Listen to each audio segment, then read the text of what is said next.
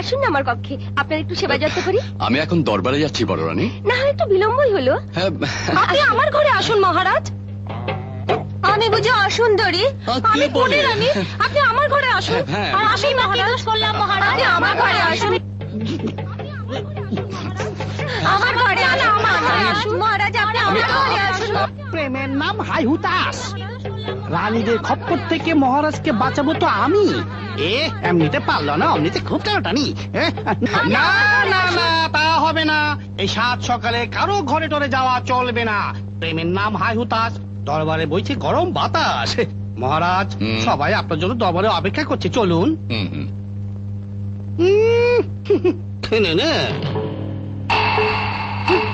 মহারাজের আশকারা পেয়ে পেয়ে ভার ব্যাটা একেবারে মাথায় উঠেছে। আমি একদিন ওকে শাস্তি দেবই।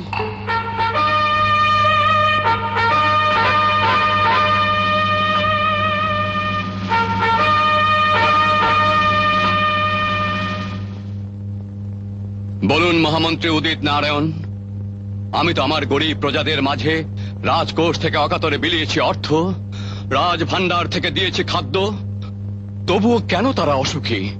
কেন তাদের মনে এত দুঃখ, এত অসন্তোষ? কি তাদের অভিযোগ?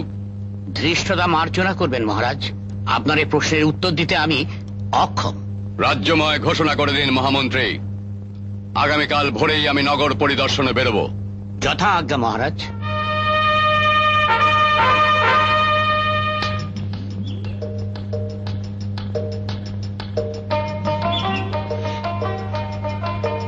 হ্যাঁ গা, বলতে পারো পলাশপুরের কোন রাস্তা? কথা বলার সময় নেই গো বাছা। কেন গো? ও, তুমি তাহলে জানো না, আজ রাজা নগর পরিদর্শনে বেরিয়েছেন। রাজা নগর পরিদর্শনে বেরিয়েছেন? এ তো ভালো কথা। ভালো না ছাই, এতে মঙ্গলের চেয়ে অমঙ্গলই হবে বেশি। অমঙ্গল? তা নয় তো কি, সাত সকালে এমন আটকুড়ে রাজার মুখ দেখলে কারো দিন কি ভালো যায়?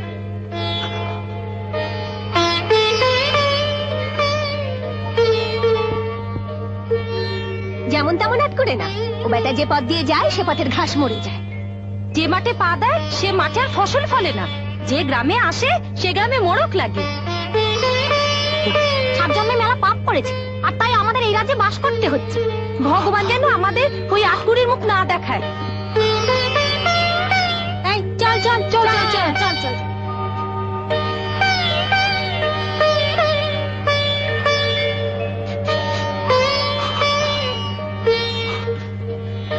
মহারাজ, চলুন ফিরে যাই।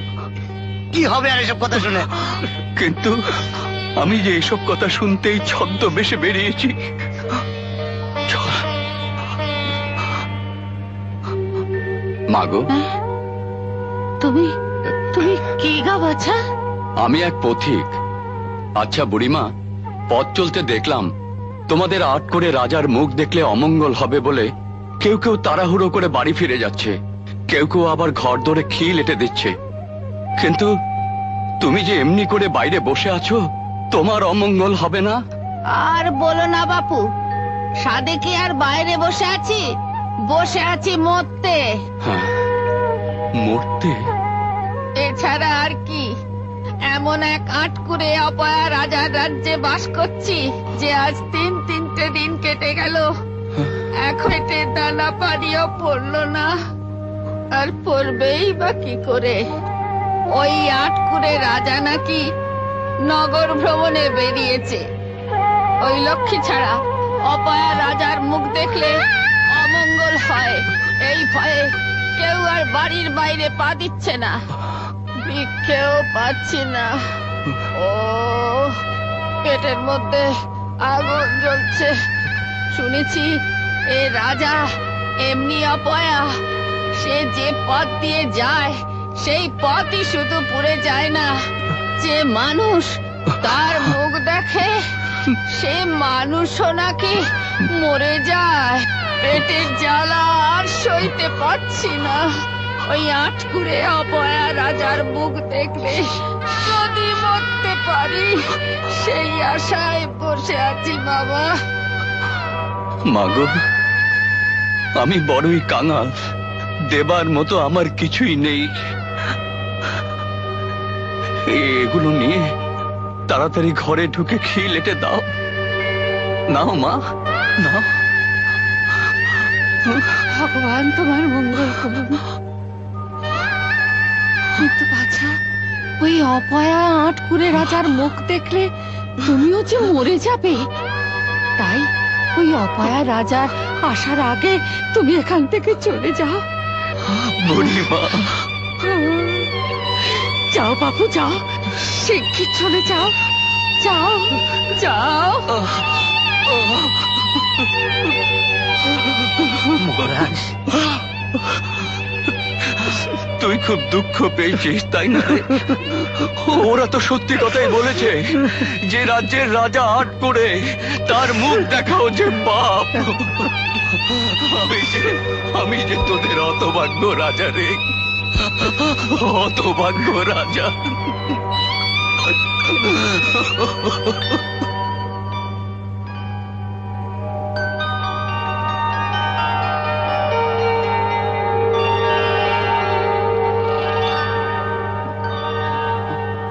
কাঁদিস না রে, কাঁদিস না তুই, মুছে দে ওই আখি জল।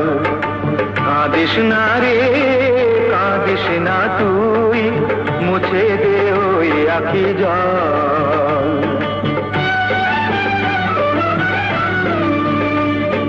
ফলবে রে তোর মনের আশা, কাঁদিস কেন বিফল।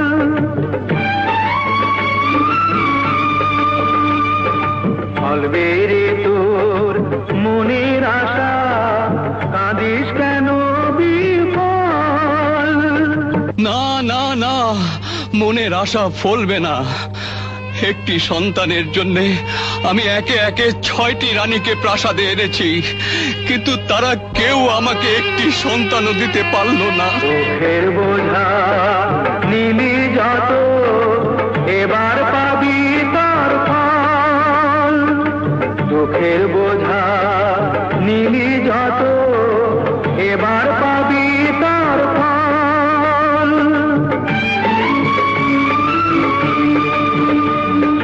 ছয় রানীতে দেয়নি যাহা, 7 রানীতে সফল।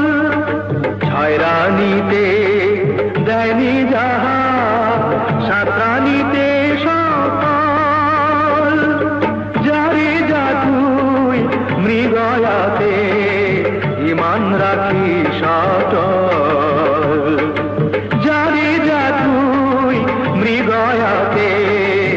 মান রাখি সচল কাঁদিস না রে